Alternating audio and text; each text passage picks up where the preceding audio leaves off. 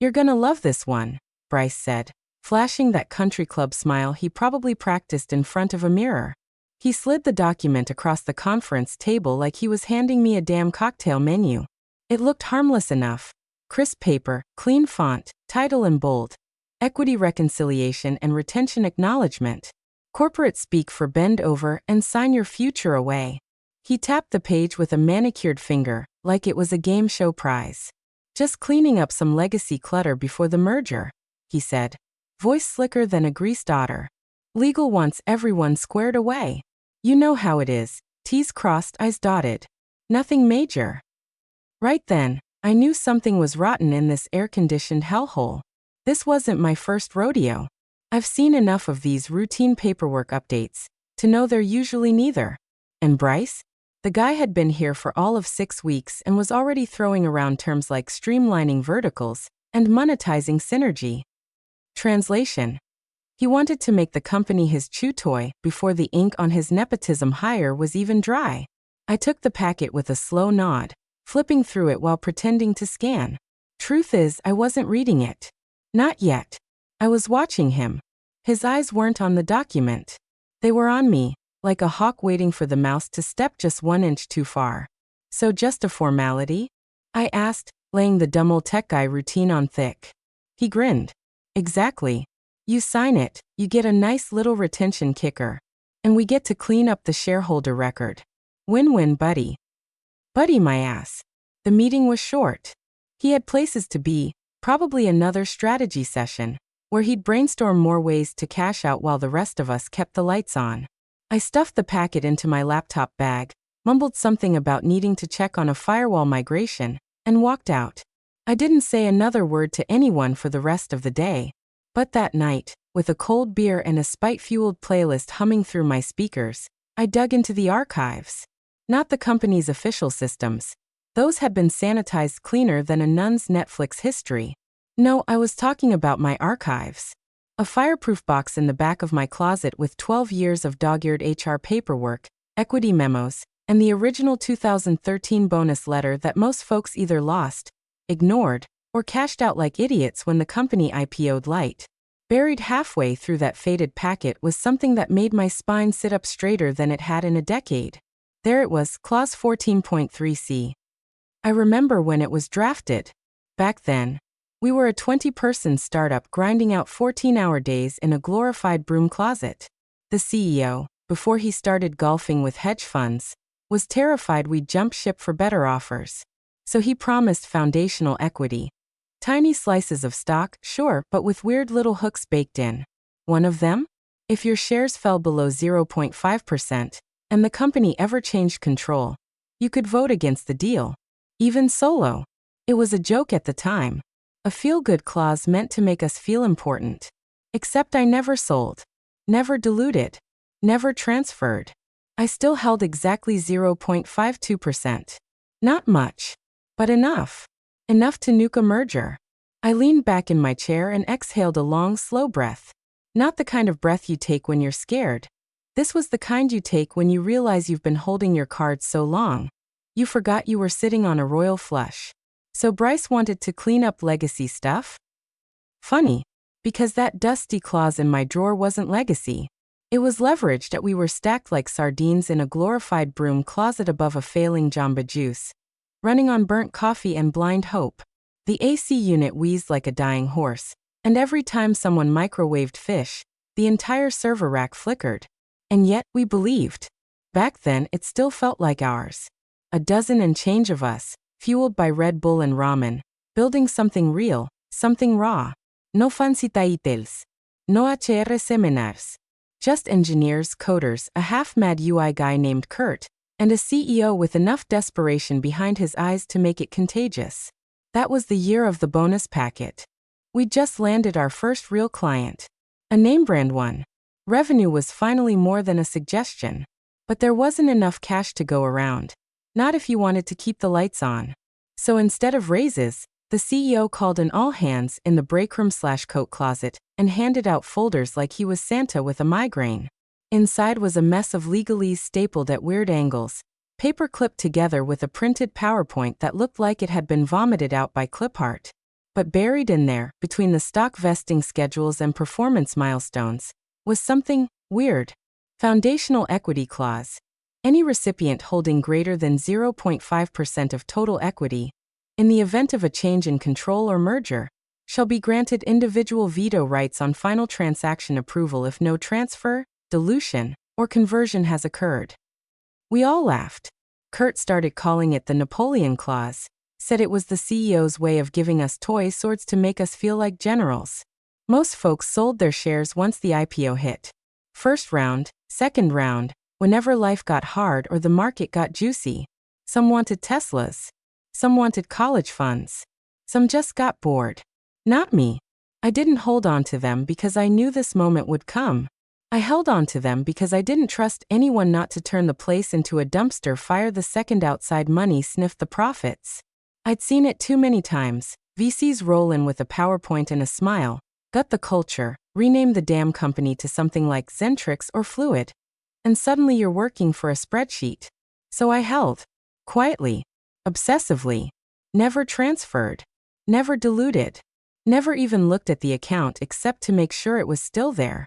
And now here I was 10 years later, holding that dusty folder with coffee stains on the corner, and a clip from my first badge still stuck inside. My name printed in faded ink. My signature still sharp on the last page. Clause 14.3c. Still intact. I flipped through the rest of the packet, rereading every word like it was a will I'd forgotten I wrote. No expiration. No dilución clause override. No board override authority. Just one condition. 0.5% minimum, untouched, unaltered. My number? 0.52%. Bryce had no idea. He saw me as some legacy tech grunt with a bad back and too many grays to matter.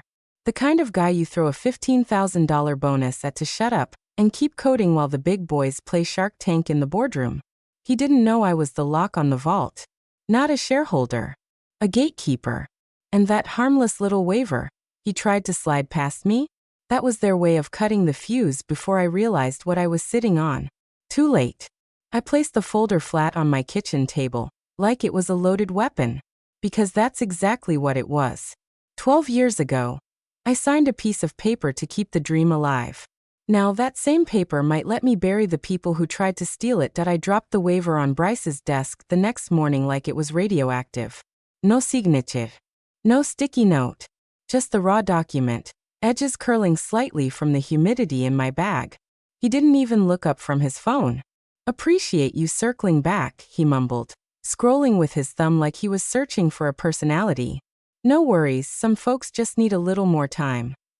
Didn't need more time, I said. Just didn't sign. That made him pause. Eyes flicked up. The smile was still there, but now it twitched, just a hair too tight at the corners. Totally fine, he said, tone shifting to a brittle politeness. It's just a cleanup measure. For legacy folks. No real impact. But if you change your mind, the window's still open. I gave him the kind of nod you reserve for rattlesnakes and car salesmen, then walked out before I gave into the urge to jam a ballpoint through his MacBook. Didn't think much of it, until the next morning. Email from HR. Subject. Follow-up regarding retention packet. Then a calendar invite for a quick sync, with legal. Followed by a surprise appearance from the CFO in my afternoon sprint review. A guy I hadn't seen outside of shareholder meetings in years. Hey, he said casually, leaning against the doorframe with all the subtlety of a DEA raid. Just heard you had a question about the equity cleanup? Happy to clarify anything. It's nothing complicated, just smoothing the path for the merger. I smiled deadpan. Didn't ask any questions. He blinked. Oh, well. Still, let us know if anything's confusing. Confusing wasn't the word. Desperate? Sloppy? That was more like it. By Thursday, I was getting calendar invites for meetings I didn't need to be in, and excluded from ones I'd been running for a decade. Tasks reassigned. Junior devs, just checking in on projects that had my fingerprints all over them. Bryce even made a crack during an all-hands Zoom. Legacy codes like legacy equity. It lingers long after it's useful. Most folks laughed. I didn't. Because I wasn't legacy. I was leverage. and they were too stupid or too arrogant to see the difference. But I played along. I smiled. I thanked HR for checking in. I told legal I'd keep the form in mind. I let them think I was dithering, old man lost in the paperwork, hesitant to let go of the past. In reality, I started documenting everything. I dug into the current shareholder ledger. Quietly, through internal systems I helped build a decade ago when we didn't have enough money to afford separate admin portals. The login still worked. The backend hadn't changed much. They hadn't flagged my shares. No one had. My name still sat there, dusty and forgotten, holding just over 0.5% of Class C non-convertible founder equity, with voting rights intact. I started a folder on my personal drive, encrypted, mirrored to an offline backup, labeled with an old project codename they'd long since forgotten. Blackstar. Every call, every memo, every meeting where someone hinted, however vaguely, at cleaning up the ledger. By Friday, legal sent me a clarified version of the waiver, with friendlier language and a note from some assistant GC I'd never met. Let us know if this helps address any confusion. It didn't, but it confirmed something. They were sweating. Not openly, yet, but the stink of worry was in the air. They wanted me quiet, compliant, and preferably erased from the record before the deal hit daylight. What they didn't know, I'd already stopped being part of the company the second Bryce called me legacy. Now I was just watching them dig. And I was taking notes that it was almost funny how easy it was to access the ledger. 12 years ago, I helped build the original admin interface, back when we couldn't afford off-the-shelf solutions, and every extra dollar went to server space or cheap Thai takeout. They never changed the back end. Hell, they never even rotated the encryption keys.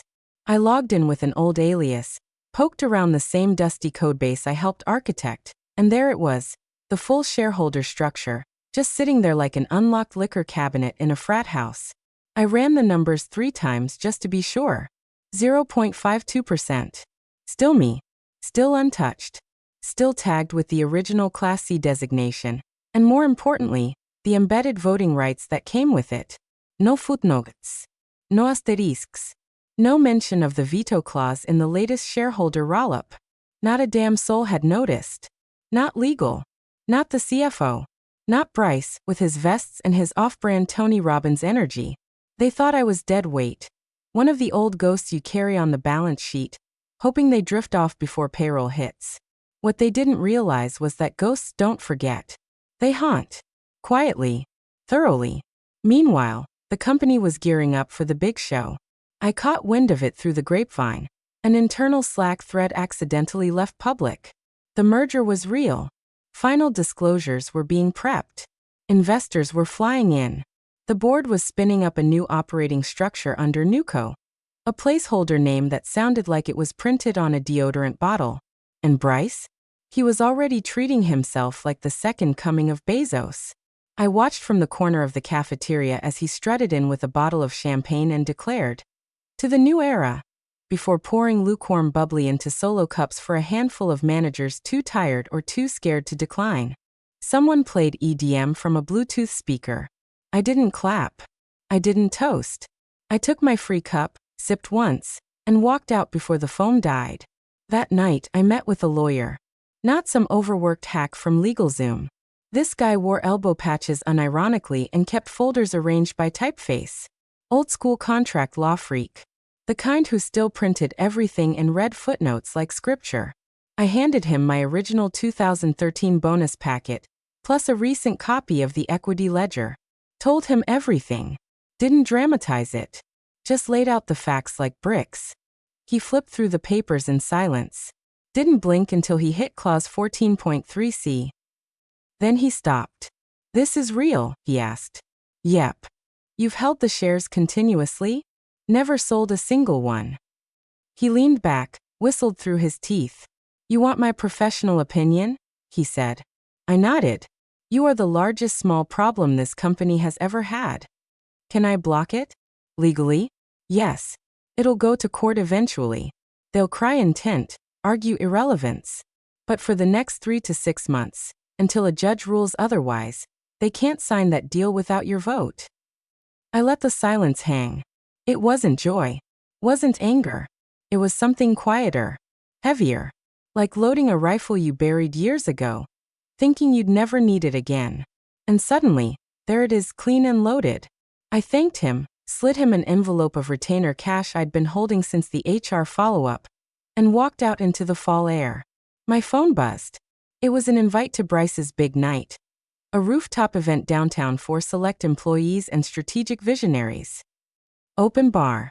The networking. I didn't decline. I didn't RSVP.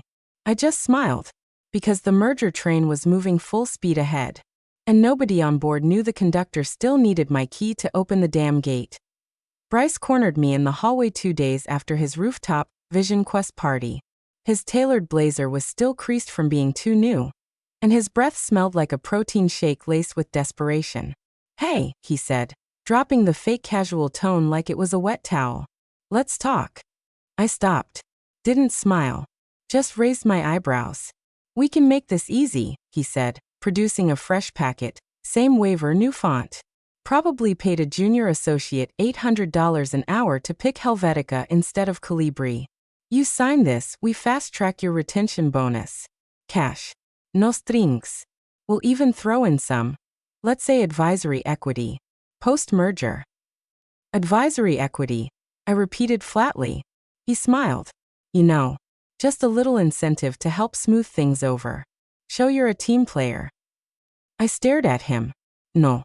His smile cracked just a hair. "You sure?" I didn't blink. "Positive."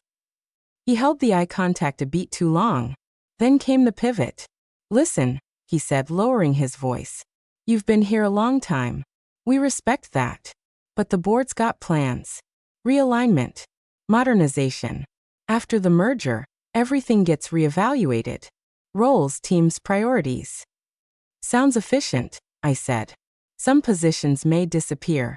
Others might be reassigned. You don't want to be caught holding outdated keys, know what I mean?" I looked him dead in the eyes and said, "You still think I'm holding keys?" That's when I saw it. The flicker of uncertainty. Just a flash behind his teeth, like he'd heard a sound he couldn't place.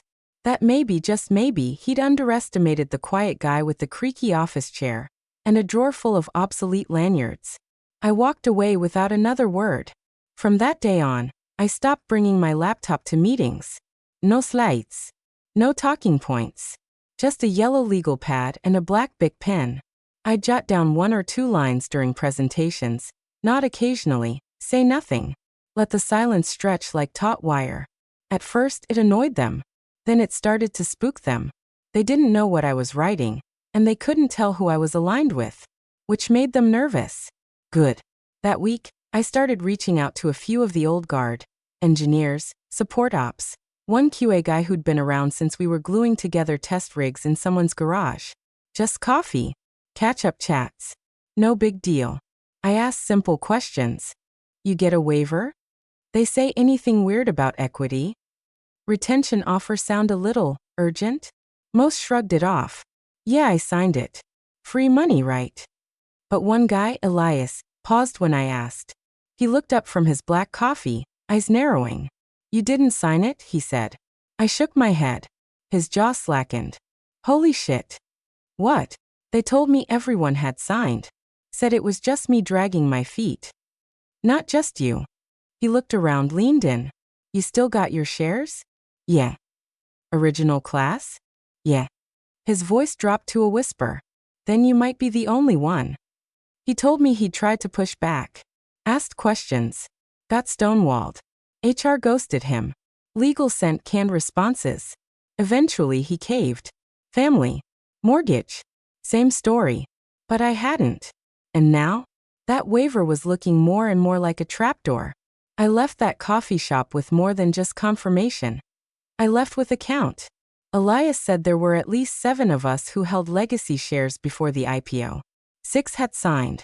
That left me 1 signature short, 1 vote shy of clearance. And Bryce? He was acting like the ink had dried. They thought they had this merger in the bag. But I wasn't legacy anymore. I was the damn bottleneck. The countdown started quietly. A company-wide email went out Monday morning, subject line. Milestone achieved. merger closing set for 30 days.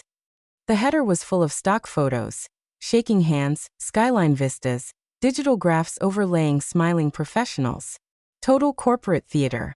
Underneath the flare, it listed the merger date, the new entity's name, Nexera Technologies, which sounded like a probiotic, and a generic blurb about synergizing innovation across verticals. Most people skimmed it. A few replied with GIFs. Bryce posted a photo on Slack of a champagne bottle next to a stack of signed folders. Final docs filed. Toast to the future. But I didn't toast. I was too busy watching legal trip over themselves. 2 days after that email, someone finally, noticed clause 14.3c. I'm guessing it was some poor junior associate, tasked with cross-checking the founding equity agreements for compliance, who had the misfortune of stumbling on the clause like a landmine buried in a box of kitten photos. And just like that, the panic began. I got a high-priority meeting request from legal at 10:07 a.m. 20 minutes later, a follow-up with HR. Then a same-day calendar block marked only, leadership sync mandatory. When the CFO walked past my office without making eye contact, I knew the paper trail had finally caught up with them. But the real fireworks came at 4:42 p.m. My door slammed open like a movie scene that forgot to cut to commercial. Bryce stood there, cheeks flushed, one of those legal folders in his fist like he was about to use it as a weapon. His vest was wrinkled. Tie askew. Hair wild. You can't do this, he spat. I looked up from my notepad. Do what? He threw the folder on my desk. It slid to a stop, flapping open to the page I knew by heart. You know what? He snapped. This clause. This bullshit founder clause. I leaned back slowly, let the silence grow teeth. I haven't done anything, I said. Yet. He blinked. The deal is done. The board approved. The paperwork's filed. I nodded. And none of it's final until unanimous shareholder consent on change of control. What's the number again? Oh right, clause 14.3c. He swore under his breath, pacing like a man who just realized he'd been betting with Monopoly money. You sandbagged this. Sat on it.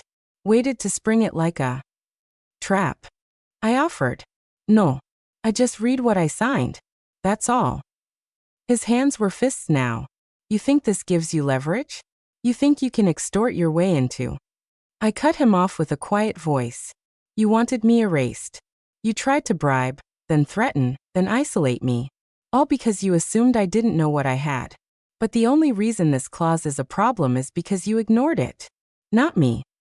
He stared, jaw clenched, lips twitching. For a moment I thought he might actually throw a punch.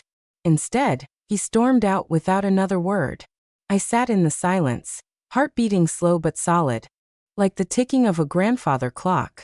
Truth was, I wasn't celebrating. Not yet.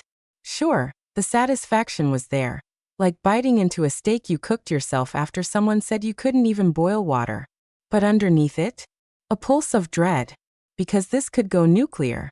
If the board dug in, if legal tried to invalidate the clause, if they pushed hard enough to steamroll it in court, we'd all end up in the mud. Delay the merger. Tank the valuation. Spook investors. Maybe kill the deal outright. And I'd be the name they blamed. Bryce would weaponize that, paint me as the bitter dinosaur who tanked a $150 million payday out of spite. The guy who couldn't let go. But here's the thing. They built this company on people like me. Quiet workhorses who didn't chase credit, who didn't whore themselves out for LinkedIn clout or cash out shortcuts. And they thought they could bury us. Turns out, we come back. With receipts. They called it an emergency alignment session.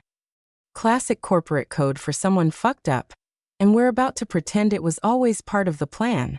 The invite hit my inbox at 6:43 a.m. Subject: urgent. Special board review. Attendance required. No agenda. Just a time, a Zoom link, and a CC list that read like a shareholder wet dream. Board members, legal counsel, the CFO, and of course Bryce, listed as strategic advisor to the chair. I wore my oldest hoodie to the meeting, the one with the faded logo from our first client demo in 2012. Made sure the background of my webcam showed my original startup plaque, the cheap one with the chipping paint and crooked nameplate. Let them see who they were dealing with. The boardroom was all polite grimaces and overly warm greetings. I counted 3 Starbucks cups, 1 lawyer in a suit too expensive for this disaster, and 5 people trying not to make eye contact with me. Bryce took the lead, of course. Couldn't wait to turn this into a TED Talk. He stood, hands clasped like a youth pastor with a marketing degree. Thank you all for making time this morning. I wish this was a more celebratory occasion, but unfortunately we've hit a procedural snag. Snag. That was Rich. He clicked his remote. A slide popped up on the screen. Legacy equity disruption. Isolated risk exposure. He actually made a deck. This issue, Bryce continued, stems from an obscure clause buried in a 2013 bonus packet, tied to a now minority stakeholder, Mr. Collier here. Every head turned to me. I nodded once slowly. Didn't smile. Bryce kept going. While technically valid, the clause is problematic. It grants an individual veto power over the merger, despite representing less than 1% of current holdings. We believe this clause was never intended to function in this way, and is being used to stall progress. Used. Like I was waving a toy wand. He was just getting warmed up. We suspect Mr. Collier may be motivated by personal grievances, having been bypassed in recent organizational shifts, and is now leveraging this clause to obstruct the transaction. This behavior is, frankly, contrary to the spirit of the merger and the collective success of this company. Spirit of the merger. Jesus Christ. The chair cleared her throat. Mr. Collier, care to respond? I leaned forward, pulled out a thin manila folder, and placed it on the table. No theatrics. Just wait. Inside? My original 2013 packet. Dated. Signed. Untouched. Right beside it.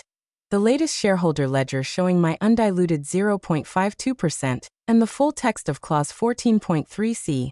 Highlighted, annotated, and footnoted by my lawyer. Everything I've said is in writing, I began. Everything they've said isn't. I passed out copies. This clause isn't new. It's not obscure. It's been active since day one. I didn't draft it. I didn't manipulate it. I just never gave up the shares. Which, it turns out, means the clause still applies. A few board members flipped through the paperwork. One legal rep adjusted his glasses. Another tapped something urgently into a tablet. And for the record, I added, voice steady, I never threatened anything. Never made demands. I simply chose not to sign a waiver that would have nullified my rights.